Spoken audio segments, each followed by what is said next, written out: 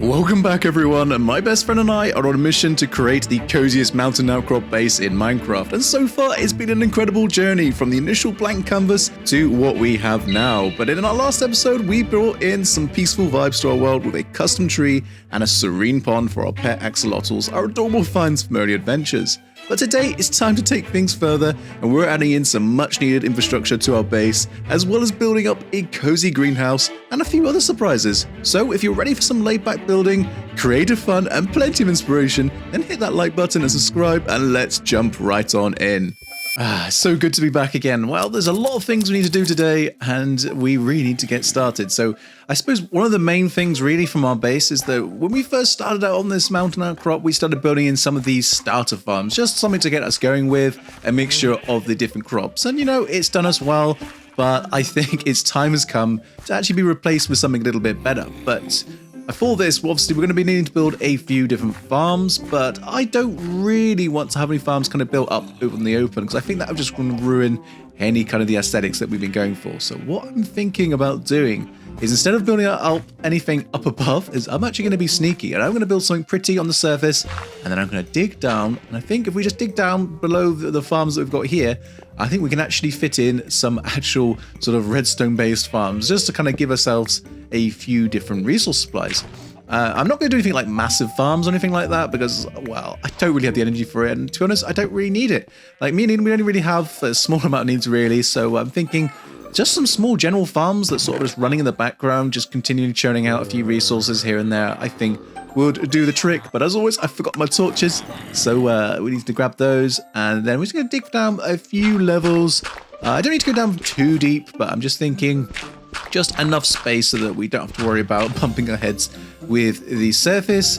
As probably some of the farms might need a little bit of headroom, but I'm thinking, so I'm trying to think about what I'm going to need most, and I think one of them is definitely going to be bamboo probably, but also probably definitely some like sugarcane or stuff like that, because, you know, we're going to need a lot of paper. As I kind of envision like we're needing a lot of bookshelves in the future for sort of decorative purposes, so probably having a lot of supply of paper for making those books is going to make sense. And then I think probably a lot of the farms that we're going to need are going to be quite orientated to kind of the style that we're building in. So we're definitely going to need, I think, a bone meal farm, because, well, we're going to need to probably farm up a lot of different flowers, a lot of different, like, you know, like all the sweet berries and the glowberries and all those sort of things. And all those sort of farms, they all need that one common ingredient, and that is the bone meal. So I think making a bone meal farm would make absolute sense for us, really. And maybe also we could fit in a moss farm as well. I'm not sure. We'll kind of see how we get along. But if we could do that as well, that would be pretty cool. But I think as well, probably the biggest farms are going to be, say, the bamboo farm, the sugarcane, and the bone mill. But for everything else, we're probably just going to be needing a few sort of like mini pod-based farms. You know, the sort of simple little ones we kind of stand at. It kind of activates some dispensers of bone meal, stuff like that. Like really simple stuff, but just allows us to kind of get a quick supply of all the good stuff that we actually need. With our hole pretty much now dug out beneath the surface for our farms, it was time to make a quick treacherous stop over in the Nether. And the Nether always terrifies me because, well, I've had so many deaths, usually involving lava, but sometimes not. But yeah, I just need to get up a little bit of quartz more than anything else, because I've got absolutely zero at the moment. And we're definitely going to be needing some for crafting up some like comparators, repeaters, and maybe a few other components, because I also want to try out the new Autocrafters. I can't exactly remember what they need, but they're probably going to need quartz, I'd imagine. So I'm thinking if I just get up a little bit of supply, enough for today, and then a little bit of surplus probably for any kind of like future projects, I think that we should do us, you know. And we've got fortune luckily on our pickaxe, or rather I'm borrowing Eden's pickaxe that he made for us to kind of use whenever we needed fortune free. So I think that's going to be perfect. We're definitely getting more than enough than what we need really in no time. And of course get the added bonus, I guess, of the quartz. Oh, I need to watch out for the lava. That's the one thing that I always hate in the Nether, when you're digging through like the netherrack and you get those bursts of lava. And of course it flows so much faster, and you know, and it always normally catches me out. So I always try to remember to keep a few blocks on standby to kind of fill it out. But I also need to gather up a few of these shroom lights. Just there's a nice little lighting block really for kind of inside of our farms, because I need a little bit of light, I think, to grow. So I thought these would probably do all right, because I don't have any kind of like, you know, fancy stuff like frog lights or sea lanterns or anything like that. So I figured that shroom lights would probably be the easiest way to kind of get a block. I mean, I know it's probably could do like redstone lamps, but you'd have to have like levers and stuff behind them. Yeah, I think shroom lights should be all right. We just need a little bit of sand for some glass, and then I think finally we need a few buckets of lava, and you'll see why we'll need that in a minute. And then it was crafting time.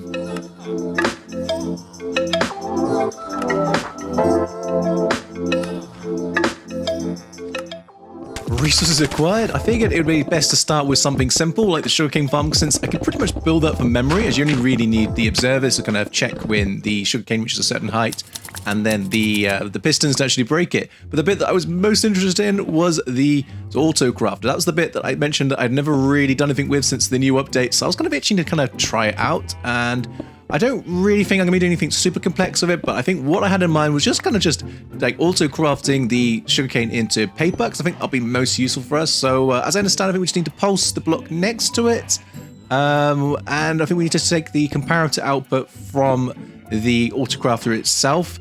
And then I think the bit that we also need to do is we need to have, and I've seen some people do something similar to this by adding in a second Autocrafter like this, to basically take its output and kind of like match the two together so that we can kind of map the slots. So I think it's, yeah, so you disable the slots, and then I think once we put the sugarcane in those 3 slots, then we'll be able to get the sort of the correct output strength that we want to measure against. And then our main crafter then can then only get pulsed when it reaches the same output level as the sort of the input one that we've got going into it here. So let's disable that now, and we'll get that sugarcane in here in these 3 slots. So that's lit up now, so that looks like it's done the trick. And now I think if we actually place in some sugarcane into the system, it should actually start crafting. So let's try that out now and see what happens. Well, it seems to be doing the trick. I mean, it's activating. It's definitely activating, so that looks promising. We're definitely getting a steady pulsing of the Autocrafter, and let's have a look in the chest. Yay, we got paper. Nice. Okay, so that's actually much simpler than I originally thought it was, so that's going to be, I think, really useful, actually. So I guess any kind of farms then we really make in the future, we can just use that to either kind of like compact stuff, I guess, or even make things a little bit more complex. So that is so cool. Like, yeah.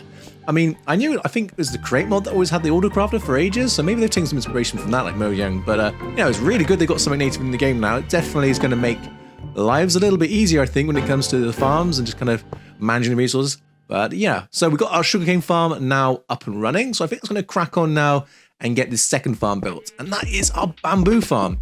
Now, I didn't think there was much point in kind of showing me building the whole thing again, because it's basically the exact same like farm design as the sugarcane, because it's the same process. You check when the bamboos reach a certain height, and then you break it.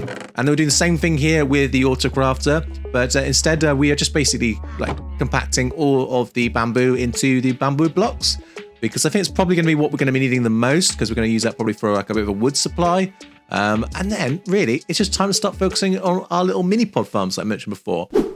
Okay, so we're back and I've been busy, and I made 4 of the different pods for now. So some for the tall flower plants, and then 1 for the glowberries. I did want to get an extra one in for the rose bushes at some point, but I actually don't have any roses at the moment, so that'll probably have to wait till a little bit later on in the episode. Perhaps we'll go foraging for some, because I'm probably going to need some later for the next big project that we really have lined up after we finish with all our farms. But see, the one big problem with these farms is that, well, I can't even fully test them at the moment because we are lacking the bone meal. So I guess really that means we should just get on and start building up the bone meal farm. Now, I did follow a tutorial for this one because I wasn't sure how to make it off the top of my head. So I will leave a link down to it in the description down below because, you know, it's super easy to follow. And it's certainly one that's going to probably meet our needs and should hopefully give us enough bone meal to kind of fuel up any of the farms that we have, and also give us some extra for anything else we might need to do. Okay, so the farm's now pretty much built up, and I just need to fuel it up with a tiny bit of initial bone meal. So I did have a tiny amount left over, so we just pop that on in and just place a moss block on top. Then I think that should be everything we need to actually start testing this farm. So if we find a way out. Okay, we'll jump on top of these trapdoors, off we get, and then we should turn it on. It should just kick in. We should start getting some stone generated, and it should turn into moss. Well, we got some moss. It should have swept that away. What's gone wrong? Okay, let's turn this off a second. Right. Okay, right. So we're not supposed to have lava flowing out the side of the farm. That's definitely not quite right. Okay, yep, okay, that'll be why we're not getting proper stone generated. That does not look right at all. Okay, so I probably messed something up. I did make like a Limatica schematic for it, like, you know, just so I could follow it a little bit easier myself in the survival world. And I probably have messed something up. Let's see, shall we? Okay, yeah, okay, spot the difference between the left and the right. Okay, on the left we've got our pistons facing upwards, and on the right we've got the pistons facing in the correct directions. Okay, so that's going to do anything that we, you know, need. So let's get that corrected. Because that's definitely not going to be pushing stone anytime soon. Okay, so let's get that sorted, and then hopefully we should be good to go. Okay, so that's actually looking quite a bit better now. We're actually getting some proper moss generated, and we're also getting the stone that's properly populating in as well, so we should see that pop up again in a second. Yeah, okay, that's starting to look really good. Okay, so now hopefully we should start seeing some bone meal feed back up into the system, and it looks like there is. Okay, brilliant. So it will take a little bit of time, I think, for this to fully stock itself up. So we'll probably pop away, do a few errands or something, and then come back and then check to see if we've got any in the chest. Right, so it's been a few minutes now, and I did a little bit of tidying up around these farms. I put down a little bit of floor. Well, I started on a bit of a floor. Not fully finished, but just to sort of mess around with something a little bit. And let's go and have a look, shall we, to see what's actually in the chest. Okay, yeah, we've actually got some meal in there. Awesome. Okay, so we're actually getting some profit out of the system. That's good news, because I was starting to wonder when it was actually going to start putting out some bone meal into the chest, but you know, that seems to be working nicely. So yeah, should have plenty over time, I suppose, to kind of handle all our little farms and need the bone meal to kind of supply them. And we really have now got a good selection of, I suppose, initial like general farms, I guess, to really kind of help us going from here on in. So it was actually from there that I actually met up with Eden. Now, I'm not going to spoil anything because we had a big adventure over in the Nether, and it's something that we've been working on together as part of a bigger project, something that we should hopefully be seeing in the next episode. So yeah, no spoilers there, but let's just say we managed to acquire a lot of netherite ingots and these smithing upgrade templates during our adventures. So I spent a bit of time and started upgrading my gear as much as possible with the little enchanting setup that I had. And then Eden also managed to acquire me a few more books so that I could just kind of add them as well. And then finally, I applied the netherite upgrade. Okay, so I'm almost ready now to actually start building the main project of today. But first, me and Eden actually needed to clear out a little bit of space ready for it. Since we've been chatting a little bit about where best we wanted to build it, and we decided it was going to go basically where these starter farms are. So it was time for the starter farms to be torn up, as we need a little bit of space for it. It's going to be a sort of a medium-sized build. It's not going to be like massive, but it does need a little bit of room, and we want to be careful not to sort of cut off any of the space for the paths around it so that it kind of fits in more naturally. But the one thing that I was missing was a bit of oxidized copper. So I started just kind of placing down a load of copper blocks just to kind of leave them for a while and then come back to them later. But it was between those moments that, well, we did a lot of building, and I forgot to hit record. So, yeah. We actually made a lot of progress, as Eden had a really good idea around building up some grapevines and sort of like a berry bush farm area to kind of replace the wheat fields that we'd had previously, as he felt that they would actually fit in a lot better with the sort of the tree and the ponds and that we built last episode. And I definitely agree. I think it was a great idea, and I'm in love with what we've done together. I mean, this just looks awesome. I mean, it is better than I could ever possibly imagine for this mountain outcrop, and it's definitely fitting in with all of that chilled, like laid-back vibes that we've been really going for strongly in this season. So, you know, I'm really happy this came out. So we built a whole berry bush area, we built out the grapevines, and then Eden also built out this really cool little forge area. I mean, it's to replace that we had a little animal pen, like farm area underneath there previously. So Eden replaced that now with this custom forge, and he's got some furnaces and stuff in here, and this looks so cool. And again, it just really fits in with everything so nicely. And then finally, he also transformed our nether portal and built this really awesome kind of like dark and broody like portal area that's into the side of the mountain. And it's just so cool. I mean, it's so much better than the sort of planned portal that we had just kind of laying on the side of the, you know, our pathway previously. And it's sort of like, yeah, bleeding out into the overworld. And I love that. It just... it's like a perfect little twist, kind of call it the chilled, peaceful vibe, and you've got this little dark, broody corner, and I love it. But anyway, it was finally time now to actually start building the main project of today, and that is a greenhouse to house all of the different plants in Minecraft and like kind of all of our sort of green-based items, and also as a secondary purpose to basically be the entrance to our redstone farm area down below.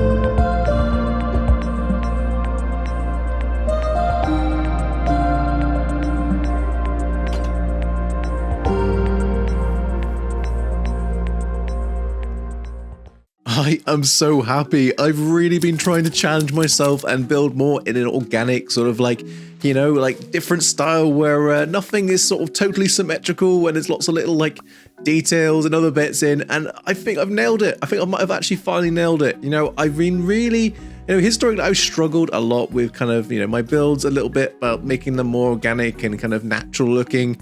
But I think I've cracked it. I'm actually so happy with how this came out. And, I've really tried to sort of break things up a bit and making this look like it's sort of aged, but also sort of fits in well with the surroundings. And, made use of all the new copper grates because they look so cool in this sort of build. They fit in nicely with the glass and it kind of ties together nicely. They look a little bit like air vents. So, I think they work really well in this. And I've gone kind of quite heavy on the sort of the spruce blocks really and the oak and stuff. And I think that also is a sort of nice sort of added bonus. It fits in nicely with like the new packed mud blocks and stuff. I say new, they've been around for a little while now, but you know what I mean. They kind of like fit in nicely with that. And then obviously we all have our little details with like the barrels and the sides and like the composters and stuff. And that's gonna be really cool, I think. Because having the barrels on the side is gonna be awesome, I think, for us because we can actually use that as like some storage as well, kind of built into the walls. So it's kind of like a nice little secondary purpose there. But I think now that we've actually got this built, we need to kind of keep going really from here. I want to start getting this decorated and, we can't just leave it empty without all the extra details and stuff. So one of the things I was kind of missing, I mentioned this before, was roses. So I figured I'd go on a quick forage to find some so that we can then take this back to our little redstone farm area and farm up a few more of them. So if we just grab a bit of bone meal here, and then if we just replace the sunflower, because I don't really need the sunflower right now, we'll put in the rose bush. And then all we got to do is just kind of stock up this with a bit of bone meal. I'll just put a little bit in for now, we don't need loads. Stack on this little pressure plate, and here we go. We got our nice supply of rose bushes. I don't need tons right now. I think a few, because what I would like to do is I'd just like to add in a few. So I made these little planters on the outside of the greenhouse. So I think actually if we have a few like rose bushes and stuff in there, I think, yeah, that looks cool. I like that. Let's do a few more of those. So let's add a few more like this. I don't want to like overdo it, but I would just like to mix this up. So I think as we got the rose bush here, I think also what might make sense is the sweet berry bushes, because obviously the red color of them, I think that should fit in quite nicely. So we add in a couple of these. Obviously they're a little bit smaller as well than the sort of tall flowers as well. So I think that works quite well. Definitely add in lots of ferns because, ferns are nice and subtle. Here and there we might stick in a few more cherry petals, the peonies, and I don't know, yeah, a couple like that. We haven't really, because we've got the signs there, we can't actually have tall flowers there, so let's just put in a few more petals and stuff there. So that's kind of like the outside. The outside's kind of easy to tackle, really. There wasn't really too much to it, just like the few plants and stuff. But now the challenge of the interior really begins, because I want this to be really organic. I want to have like overgrown plants and stuff like growing up the sides of the greenhouse, like growing up the glass and along the roof. So, I've got a lot of ideas, but I just need to kind of like bring them into reality now. So I think let's just start maybe with something simple. Just start adding in some planters. I think if we use the moss blocks, we add a few of these like dotted around these sides. And I'm trying to think, like maybe just use some, let's just use try some spruce trapdoors maybe along the edge there to sort of like surround them. Definitely spruce trapdoors. I think that looks pretty good. And if we leave like at least a 1 block gap between the planters, then we can actually get the trapdoors on either side. It does kind of cover the barrel a little bit, but I think that's fine. We can still reach the barrel, still access it, so that's fine. That's not a problem. So yeah, let's add a few more. And then I think we can just add in some decorated pots could look quite nice. Because I love the decorated pots. I think they certainly fit with this sort of theme.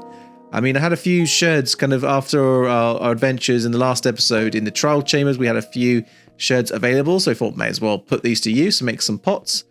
So yeah, I think that's quite good. And then we can also, we might be able to put some like flower pots within them maybe, or just like a lantern. I've got some flower pots. Let's stick a couple in there. Oh, no, I didn't mean to put it inside it. I meant to, how do you do it? Oh, you have to shift click. Don't I shift click. Otherwise it pops them inside. I forgot that you could actually store items actually in the pots now. So I started messing around a little bit with the floor area as well. I wasn't exactly entirely sure what to do, but I'm thinking, again, pretty much a little bit similar to how we have it outside, and just have like a bit of like a mixture of the coaster and like some path blocks, a few like pattern mud blocks, maybe some podzol if we have some spare, and stuff like that, just to kind of make it look a little bit like worn and trodden, because maybe there's a bit of dirt spilled out as we've been working on the planters and stuff. So I think that kind of makes sense.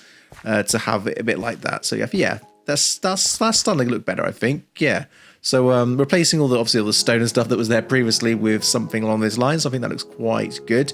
We've got some planters now in the middle, and then what I was also trying to do is add in some like little hanging pots, because I think, you know, in a greenhouse you typically do see a lot of those like hanging things from the ceiling. So I've got there's a neat little trick here. We can have like the chains, and then like a pot, and then where you can have like the little saplings and stuff in them. So that looks quite nice.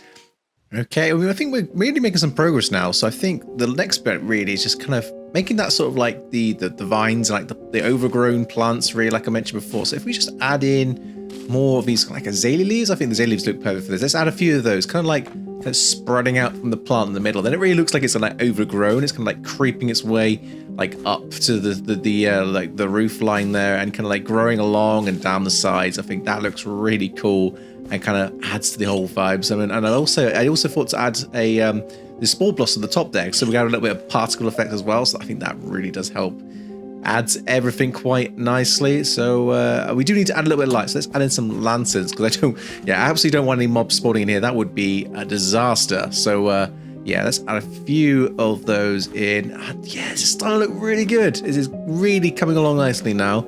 So at this point, really, I think we just need to keep trying to kind of tweaking and adjusting, really, kind of just to build this out, really. So I don't want to overdo it. I'm really trying not to overdo it, but at the same time, I really wanted to make it look like it's full of life. Okay, so I think I really like how things are coming along now. I think we're really sort of in the final stretch now. It's kind of adding in the final little details and things, and this has been really fun so far. You know, this whole world has been a lot of fun.